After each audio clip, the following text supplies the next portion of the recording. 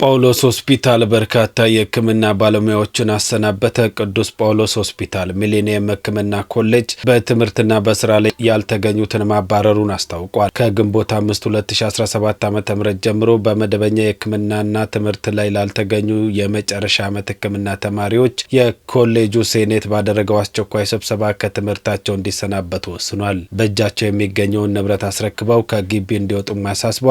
በተጨማሪም ከትምህርትና ሕክምና አገልግሎት ላይ ያልተገኙ የኮሌጁ የድህረ ምረቃ ተማሪዎች ሬዚደንቶች ከትምህርታቸው እንዲሰናበቱም ወስኗል። በስራ ማቆም አድማ የተሳተፉ ባለሙያዎችን አስመልክቶ ከስራ እንደተሰናበቱ በምትካቸውን በአስቸኳይ ቅጥር እንዲካሄድም ተወስኗል። በቅዱስ ጳውሎስ ሆስፒታል ከ1200 በላይ የሕክምና ተማሪዎች እንዳሉ መረጃዎች ይጠቁማሉ።